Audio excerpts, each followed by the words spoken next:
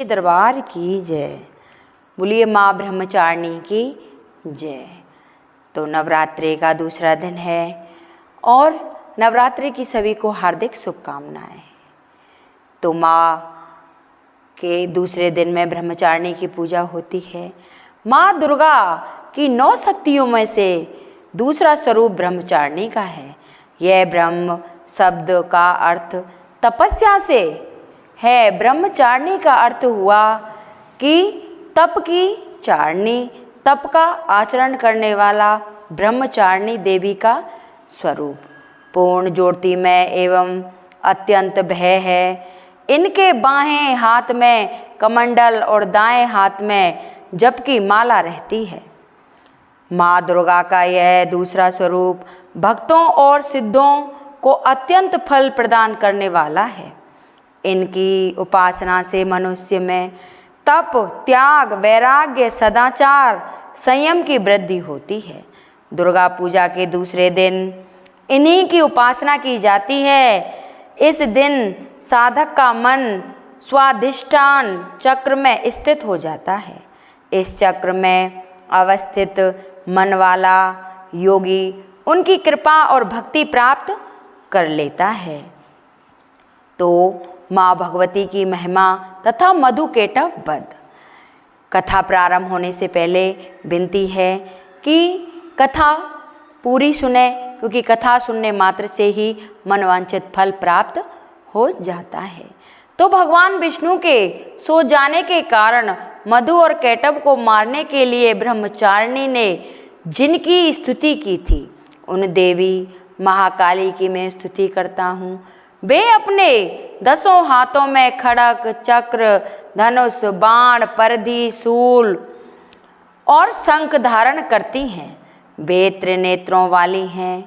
उन्होंने अपने मस्तक समस्त अंगों में दिव्य आभूषण धारण कर रखे हैं। मार्कंडेय ऋषि बोले, सूर्य के पुत्र सार्वणी जो 8वें मनु कहलाते हैं, उनके पैदा होने की कथा विस्तार पूर्वक सुनाता हूँ। हे ऋषियों, उसे ध्यान से सुनो। प्राचीन काल में स्वारोचित मनमंत्र में चैत्र शंख में सुरुथ नाम के एक राजा राज्य करते थे। उनका सारी पृथ्वी पर राज्य था। वे अपनी प्रजा का पुत्रों की तरह पालन पोषण किया करते थे। इतना होने पर भी कोला विंध्यवासियों के राजा के साथ उनकी शत्रुता हो गई। उनका कोला विंध्यवासियों के साथ युद्ध शुरू हो गया। यद्यपि कोला विंध्यवासी संख्या में कम थे, फिर भी उन्होंने सूरत पर विजय प्राप्त कर ली। इसके बाद राजा सूरत अपने नगर में आकर अपने देश का शासन करने लगे, परंतु कोला विंध्यवासियों ने यहाँ भी राजा सूरत पर आक्रमण कर दिया। राजा सूरत का बुरा समय जानकर उनके दुरात्मा, दुष्ट और बलवान मंत्रियों ने राजा की सेना कोस आदि पर अपना अधिकार जमा लिया। अपना बुरा समय समझकर राजा सूरत अकेला ही घोड़े पर बैठकर हिरण का शिकार खेलने के बहाने घने जंगल में चला गया। वहाँ पर उसे एक आश्रम दिखाई दिया, जहाँ पर जंगली पशु अपने पराप अहिंसा व्रति को छोड़कर शांति पूर्वक विचरण कर रहे थे। वह आश्रम मेघा मुनि का था। आश्रम में पहुंचकर राजा सूरत ने अपने आसन पर विराजमान महर्षि मेघा को दंडवत प्रणाम किया। मुनि द्वारा उचित सत्कार पाने के कारण राजा सूरत कुछ काल तक वहाँ इधर उधर विचरण करता हुआ आश्रम में ही रहने लगा। कुछ काल तक आश्रम में रहने के बाद राजा सूरत के मन को राज्य की ममता ने आकृष्ट कर लिया। वह सोचने लगा कि जिस प्रजा का पालन मैंने पुत्रवत किया था तथा मेरे पूर्वज जिसे पूर्व काल से पालते हुए आ रहे थे, आज वह राज मुझसे छीन लिया गया। मेरे ही नौकर चाकर और मंत्री दुराचारी हो गए। पता नहीं अब वे प्रजा का पालन धर्म पूर्वक करते होंगे या नहीं। मेरा श्रेष्ठ सूरवीर हाथी जो सदा मद की वर्षा करता रहता था, वह न जाने क्या क्या कष्ट उठा रहा होगा। मेरे आज्ञाकारी नौकर चाकर जो प्रतिदिन प्रशंसा से धन और भोजन प्राप्त किया करते थे, अब वे दूसरे राजा की आज्ञा का पालन करते होंगे। मेरे कठिन परिश्रम से भरे पूरे कोष को वे फेजूल खर्चे करके खाली कर देंगे। क्या वास्तव में मेरे द्वारा संचित खजाना सचमुच नष्ट हो गया? इस प्रकार और भी बातें राजा के मन को व्यथित करने लगी। इस प्रकार सोचते सोचते एक दिन आश्रम के पास राजा सूरत की भेंट एक वैश्य से हुई। राजा ने उससे पूछा, तुम कौन हो? यहाँ किस लिए आए हो? तुम्हारा मुख मलिन और शोकाग्रस्त दिखाई दे रहा है, इसका क्या कारण है? वैश्य ने उत्तर दिया, मेरा नाम समाधि है, मेरा जन्म वैश्य जाति में हुआ है। धन के लोभ में पड़कर मेरे पुत्र व स्त्री ने मुझे घर से निकाल दिया है। अब मैं स्वजनों से रहित दुखी होकर इस घने वन में घूम रहा हूँ। मेरे पीछे मेरे परिजनों का क्या हाल होगा, इसकी मुझे चिंता सता रही है। पता नहीं मेरे स्वजन किस अवस्था में रह रहे होंगे, वे पवित्र जीवन बिता रहे होंगे या दुराचारी बन गए होंगे। राजा बोला, तेरे पुत्र स्त्री तथा बंधु बांधवों ने लोभवश तेरा सब कुछ छीन लिया है, फिर भी तेरा मन उनसे क्यों प्रेम करता है? वैश्य ने उत्तर दिया, आपका कहना ठीक है, किंतु क्या करूं, मेरा मन निष्ठुर नहीं हो पाता। उन्होंने धन के लोभ में पड़कर पिता का स्नेह, पति प्रेम तथा आत्मीय जनों के स्नेह को तिलांजलि देकर मुझे घर से निकाल दिया। हे राजन, मेरा मन पता नहीं फिर भी उन्हीं में क्यों आसक्त हो रहा है। उनके लिए अब भी मैं लंबी लंबी सांसें ले रहा हूँ। मेरा मन अत्यंत दुखी हो रहा है। मार्कंडेय ऋषि बोले, हे ब्राह्मण। इसके पश्चात राजा सूरत और वैश्य दोनों महर्षि मेघा के पास गए और दंडवत प्रणाम करके राजा सूरत महर्षि से बोले, भगवान, मैं आपके एक बात पूछता हूँ, चाहता हूँ, उसे बताइए। मेरा मन मेरे वश में नहीं है। यह बात मेरे मन को अधिकतर कर रही है। मेरा राज्य मेरे हाथों से निकल गया है, फिर भी मेरी ममता राज्य के बारे में बनी हुई है। इधर इस वैश्य को भी पुत्र, स्वामी तथा संबंधियों ने अपमानित करके घर से निकाल दिया है। यद्यपि इसे इसके संबंधियों ने त्याग दिया है, फिर भी इसका मन उनमें ही रमा रहता है। इस प्रकार हम दोनों अत्यंत दुखी हैं। हे ऋषिवर, उन लोगों के अवगुणों को देखकर भी हम दोनों के मन में उनके लिए ममता उमड़ रही है। हमें इसका ज्ञान होते हुए भी ऐसा क्यों है? अज्ञानी मनुष्यों की तरह हम दोनों में यह मूढ़ता क्यों है? महर्षि मेघा बोले, विषय मार्ग का ज्ञान सब जीवों को है। इसी प्रकार विषय भी सबके लिए अलग अलग हैं। कुछ प्राणी दिन में नहीं देखते तो कुछ प्राणी रात में नहीं देखते। कुछ प्राणी दिन और रात में बराबर देखते हैं। यह ठीक है कि मनुष्य सब प्राणियों में समझदार है, किंतु केवल वे ही ऐसे नहीं होते। पशु पक्षी भी ज्ञान रखते हैं। जैसा ज्ञान मनुष्यों में है, वैसा ही ज्ञान पशु पक्षियों में भी है। ज्ञान के होने पर भी इस पक्षियों को देखो, ये अपने बच्चों की चोंच में दाना डालता है। भूख से पीड़ित होने पर भी ये पहले बच्चों को खिलाते हैं। भद्र पुरुषों, क्या उन पुरुषों को भी नहीं दिखता है जो प्रत्युपकार के लोभ के कारण पुत्रों की प्राप्ति की कामना करते हैं। लोभ के वशीभूत होकर उनका पालन पोषण करते हैं। पुत्र पौत्र उनका भरण पोषण भी नहीं करें, फिर भी माता पिता तो अपने बच्चों का पालन पोषण करते ही हैं। संसार में माया महामाया के प्रभाव से ममता रूपी भंवर से युक्त होकर मोह के भंवर में डाल दिए गए हैं। इससे विस्मय करने की कोई बात नहीं है, क्योंकि यह सब भगवान विष्णु की योग निद्रा है। महामाया ने सारे विश्व को मोहित कर रखा है। वहीं देवी योग माया ज्ञानियों के चित्त भी बलपूर्वक खींचकर मोह में डाल देते हैं। उसी महामाया के द्वारा यह चराचर संसार उत्पन्न होता है। देवी महामाया प्रसन्न होकर अपने भक्तों को वरदान देती है। जिससे मुक्त प्राप्त होती है वह मुक्ति की परम हेतु है। वही सनातनी ब्रह्म ज्ञान स्वरूप विद्या है। यह देवी ही सांसारिक बंधनों का कारण है तथा वही सर्वेश्वर की ईश्वरी है। राजा सूरत बोले, हे महात्मा, आप जिसको महामाया कहते हैं वह कौन देवी है?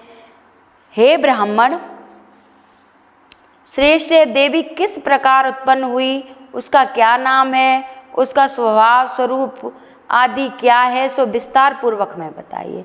ऋषि बोले, हे राजन, वह देवी तो नित्य स्वरूपा है। उनके द्वारा यह संसार रचा गया है, फिर भी उनकी उत्पत्ति अनेक प्रकार से होती है। वह सब मैं आपको बताता हूँ।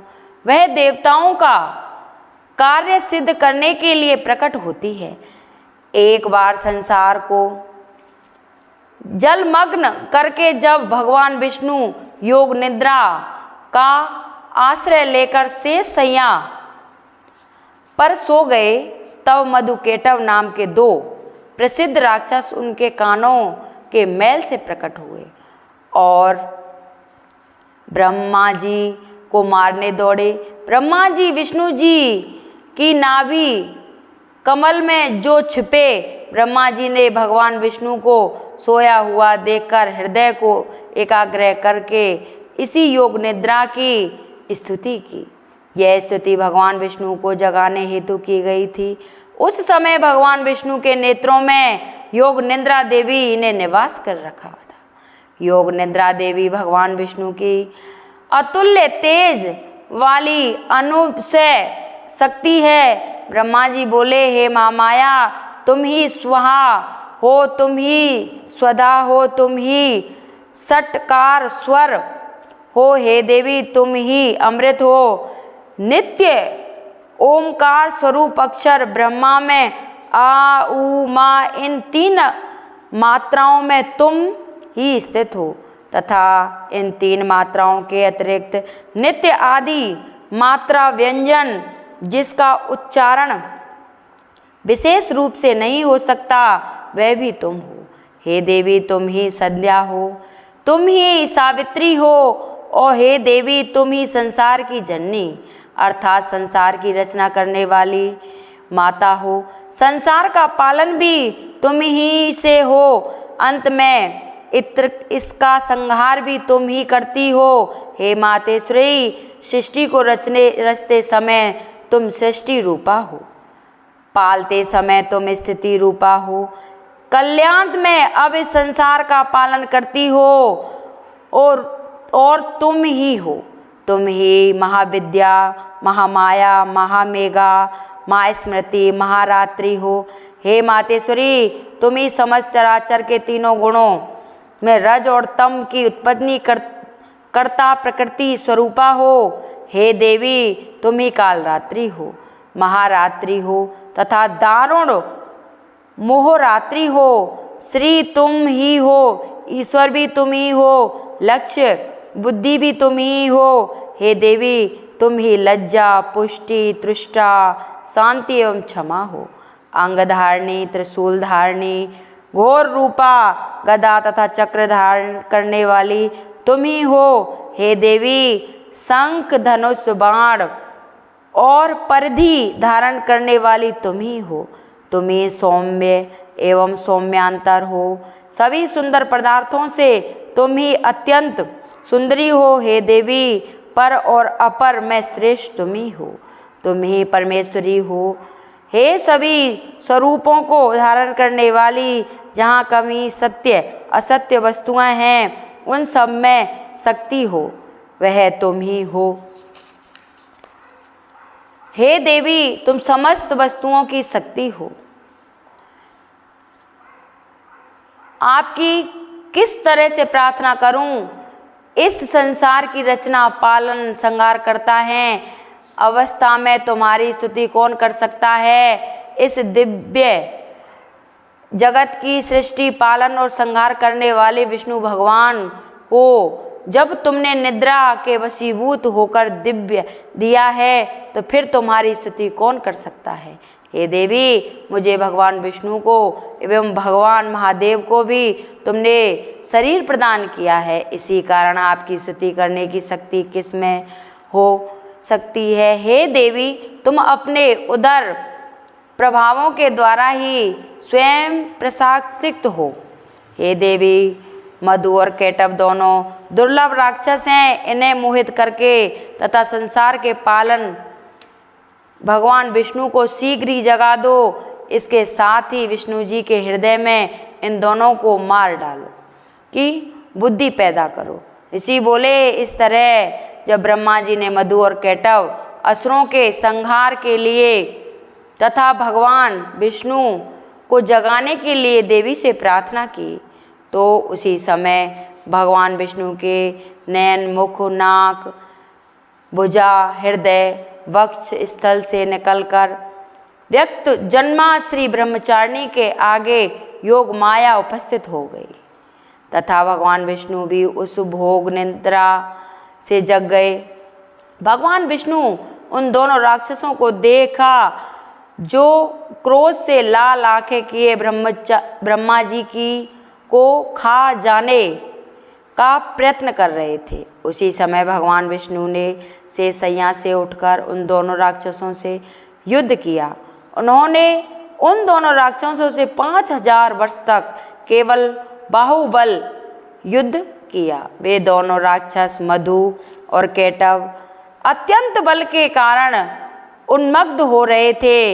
इधर महामाया ने भी उन्हें मुंह में डाल दिया रखा था।